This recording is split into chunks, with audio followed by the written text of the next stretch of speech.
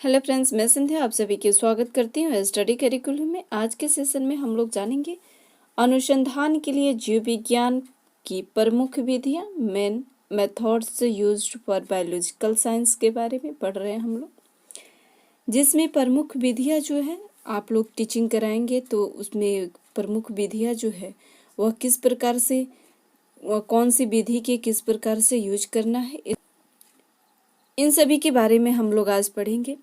जिसमें से हम लोग पढ़ेंगे व्याख्यान विधि और प्रोजेक्ट विधि। आज का जो हम लोग का सेशन चलेगा वह व्याख्यान विधि, लेक्चर मेथड और प्रोजेक्ट मेथड जो परियोजना का विधि है इसके बारे में हम लोग पढ़ेंगे। परियोजना विधि यहाँ पे का हटा दीजिए, परियोजना विधि है। बीएड तीसरे सेमेस्टर के लिए है, ये बात आप लोग ध्यान दीजिएगा। अगर आप डीडीयू यूनिवर्सिटी से बीएड करें या किसी भी अदर यूनिवर्सिटी से आप बीएड करें तो आज के सेशन, अगर आप बायोलॉजिकल साइंस से, ये पॉइंट आप लोग ध्यान दीजिएगा कि बायोलॉजिकल साइंस अगर आपका सब्जेक्ट है तभी ये क्लास जो है आपके लिए बहुत ही यूजफुल क्लासेस है। तो क्लास को अंतिम तक देखिए। आपके अगर बायोलॉजिकल साइंस की क्लास, अगर आप बायोलॉजिकल साइंस के सब्जेक्ट लिए हैं तो क्लास को अंतिम तक जरूर देखिए। एमसीक्यू टेस्ट सीरीज के साथ में हम लोग क्लास को स्टार्ट करेंगे, साथ साथ इसके अच्छे से हम लोग डिटेल्स में पढ़ेंगे व्याख्यान विधि के बारे में और परियोजना विधि के बारे में। क्लास स्टार्ट करने से पहले एक छोटा सा रिक्वेस्ट है कि क्लास को सभी दोस्तों के बीच शेयर कर दीजिए। चलिए क्लास को स्टार्ट करते हैं। चलिए फर्स्ट प्रश्न से स्टार्ट करते हैं। व्याख्यान विधि के संबंध में गलत कथन है। पहले ही हम लोग को गलत देखना है, इसमें से गलत कथन जो है वो कौन है। ऑप्शन क कह रहा है कि यह विधि जो है सरल या सस्ती होती है। व्याख्यान विधि जो है सरल भी होती है और सस्ती भी होती है। ऑप्शन ख कह रहा है कि इसे भाषण विधि भी कहते हैं। व्याख्यान विधि को क्या कहते हैं? भाषण विधि भी कहते हैं। और ऑप्शन ग कह रहा है कि छात्र जो है वो मुख्य स्रोत बना रहता है। व्याख्यान विधि में छात्र जो होता है वो मुख्य स्रोत जो है वो बना रहता है। ऑप्शन घ कह रहा है कि इसमें छात्र सक्रिय तथा शिक्षक निष्क्रिय रहता है। छात्र जो होता है वह सक्रिय होता है और शिक्षक जो होता है निष्क्रिय होता है। ये पॉइंट गलत है, यानी कि यही सही हो जाएगा। इसमें क्या होता है, तो छात्र जो होता है वह निष्क्रिय होता है और शिक्षक जो होता है वह सक्रिय होता है। ये पॉइंट होता है इसका सही आंसर। तो यानी कि जो गलत होगा वही इसका सही होगा। तो राइट आंसर क्या हो जाएगा? घ होगा। आइए व्याख्यान विधि के बारे में जानते हैं कि व्याख्यान विधि जो है, लेक्चर मेथड जो है वो क्या है। व्याख्यान विधि जो है सबसे अधिक प्रयोग में लाए जाने वाली विधि है। यह देखा जाए, एक तरफ से देखा जाए तो व्याख्यान विधि जो है वह सबसे अधिक प्रयोग में लाए जाने वाली विधि है। विद्यालय स्तर पर प्रत्येक कक्षा में व्याख्यान प्रयोग में लाया जाता है। और विद्यालय स्तर में देखा जाए तो प्रत्येक कक्षा में, जो भी हर एक कक्षा में, जैसे हर एक कक्षा में क्लास 1 हो, 2 हो, 3 हो, तो सभी कक्षा में यह प्रयोग में लाया जाता है। पर यह सत्य है कि परंपरागत कारणों से या आदत के कारण व्याख्यान विधि का अधिक प्रयोग होता है। आदत के भी कारण व्याख्यान विधि का जो प्रयोग है वो अधिक होता है। शिक्षक की मान्यता है कि ज्ञान स्थानांतरण के लिए यह उपयुक्त स्रोत है और शिक्षक का माना जाता है कि यह ज्ञान के स्थानांतरण के लिए क्या है, बहुत ही उपयुक्त स्रोत है। इस प्रकार के देखा जाए तो शिक्षक यह भी मानते हैं कि छात्रों के लिए ज्ञान का संचय महत्वपूर्ण है। और देखा जाए तो शिक्षक यह भी मानते हैं कि छात्रों के लिए संचय जो है उसका महत्वपूर्ण, संचय जो है इसका महत्व है। ये हमने व्याख्यान विधि के बारे में देखा। अब देखते हैं प्रोजेक्ट विधि के बारे में। प्रोजेक्ट विधि के जनक है। प्रोजेक्ट विधि के जनक कौन है? ऑप्शन क कह रहा है कि किलपैट्रिक, ऑप्शन ख कह रहा है कि आर्मस्ट्रांग, ऑप्शन ग कह रहा है कि स्टीवेंस, ऑप्शन घ कह रहा है कि स्किनर। तो प्रोजेक्ट विधि के देखा जाए तो किलपैट्रिक है। प्रोजेक्ट विधि के देखा जाए तो कौन है? तो किलपैट्रिक। और कल हमने पढ़ा था और कल हमने पढ़ा था कि आर्म स्ट्रांग जो है ये किसके जनक है, तो ये ह्यूरिस्टिक विधि के जनक है। ह्यूरिस्टिक विधि जिसको हिंदी में क्या कहते हैं, अन्वेषण विधि जो है, अन्वेषण विधि के जनक किसको माने जाते हैं, तो आर्म स्ट्रांग, अन्वेषण विधि के जनक। ये बात आप लोग ध्यान दीजिए, कल के सेशन में आप लोग पढ़े हुए होंगे तो आप लोग को पता होगा। कल हमने पढ़े थे कि अन्वेषण विधि के बारे में हम लोग कल जाने थे। तो अन्वेषण विधि के जनक किसको माने जाते हैं, तो आर्म स्ट्रांग को माने जाते हैं। आइए प्रोजेक्ट विधि के बारे में और डिटेल से हम लोग जानते हैं।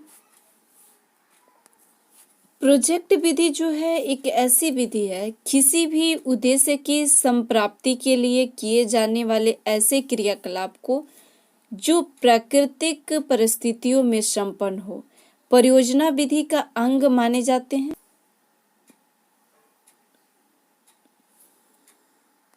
नेक्स्ट प्रश्न देखते हैं, प्रोजेक्ट योजना विधि का गुण नहीं है। इनमें से योजना विधि का जो है गुण जो है वो कौन सा गुण जो है वो नहीं है। ऑप्शन क कह रहा है कि छात्र स्वयं मूल्यांकन करते हैं, छात्र जो है वो स्वयं मूल्यांकन करते हैं।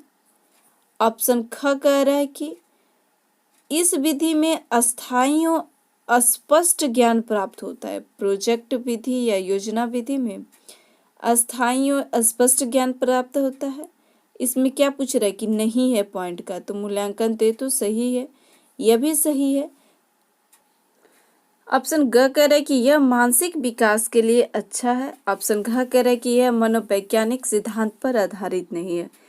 नहीं वाला पॉइंट गलत है, इसमें ये मनोवैज्ञानिक सिद्धांत पर आधारित है, तो यह सही हो जाएगा। अगर नहीं रहेगा तो सही हो जाएगा, गलत वाला ही ऑप्शन हमको सही करना है, तो इसका राइट आंसर क्या हो जाएगा, घ हो जाएगा।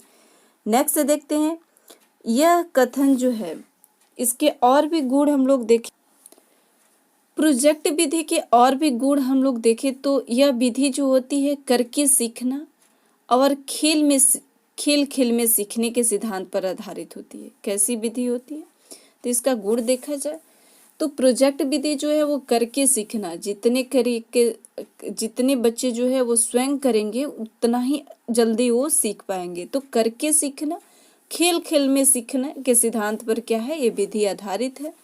रोचक एवं स्वाभाविक होने के साथ साथ मनोवैज्ञानिक भी है। देखिए, रोचक और स्वाभाविक होने के साथ साथ भी मनोवैज्ञानिक सिद्धांत पर भी आधारित है। इसमें क्या होता है कि बाल चेष्टाओं का महत्व प्रतिपादित होता है, बाल चेष्टाओं का जो महत्व है वह प्रतिपादित होता है। और देखा जाए तो इस विधि में सबसे बड़ी विशेषता यह है कि इसमें शारीरिक, मानसिक एवं संवेदात्मक गुणों का विकास एवं समन्वय होता है। इसमें क्या होता है, मानसिक एवं संवेगात्मक गुणों का विकास का समन्वय होता है। कह रहे कि इस विधि की सबसे बड़ी जो विशेषता यह है कि इसमें शारीरिक, मानसिक एवं संवेगात्मक गुणों का विकास एवं समन्वय होता है। इसमें क्या होता है, शारीरिक विकास, मानसिक विकास, संवेगात्मक गुणों का विकास का जो समन्वय है वह होता है इस प्रोजेक्ट विधि में। मस्तिष्क, हृदय और हाथ का ऐसा सफल संयोजन और किसी विधि में नहीं होगा। मस्तिष्क का, हृदय का और हाथ का जो संयोजन है इस विधि में, और किसी भी विधि में यह संयोजन जो है वह नहीं होता है। आइए नेक्स्ट देखते हैं। नेक्स्ट क्या पूछ रहा है कि यह कथन किसका है, यह कथन जो है वो किसका है। प्रोजेक्ट का योजना एक समस्यामूलक कार्य है, जिसे स्वाभाविक परिस्थितियों में पूर्ण किया जाता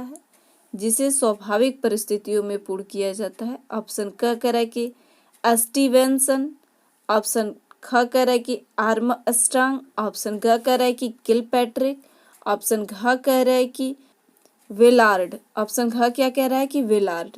तो इसका राइट आंसर क्या हो जाएगा, तो इसका राइट आंसर जो होगा स्टीवेंसन, क्या होगा, स्टीवेंसन ने कहा है।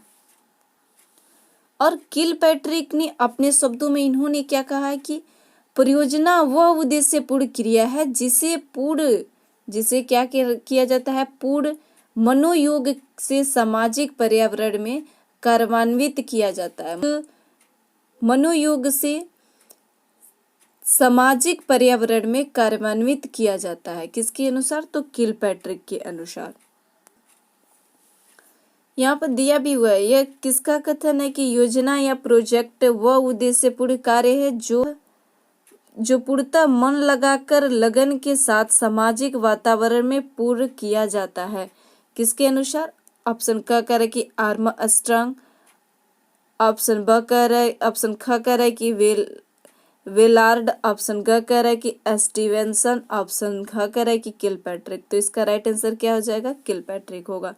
नेक्स्ट देखते हैं, निम्न में से कौन सा शिक्षण केंद्रित विधि है। ये पॉइंट आप लोग ध्यान दीजिएगा, शिक्षक केंद्रित विधि जो है वह कौन है, तो व्याख्यान विधि जो है यह शिक्षक केंद्रित विधि है। व्याख्यान विधि कैसी विधि है, तो व्याख्यान विधि जो है शिक्षक केंद्रित विधि है, बाल केंद्रित विधि नहीं है, शिक्षक केंद्रित विधि है। ये बात आप लोग ध्यान दीजिएगा। मिलते हैं अब हम लोग नेक्स्ट सेशन में एक नेक्स्ट टॉपिक के साथ हमारे साथ जुड़े रहने के लिए चैनल को सब्सक्राइब कर लीजिए। अभी तक आपने सब्सक्राइब नहीं किया है तो सब्सक्राइब जरूर कर लीजिए। सेशन कैसा लगा नीचे कमेंट बॉक्स में जरूर बताइए और लाइक करना मत भूलिए। Thank you.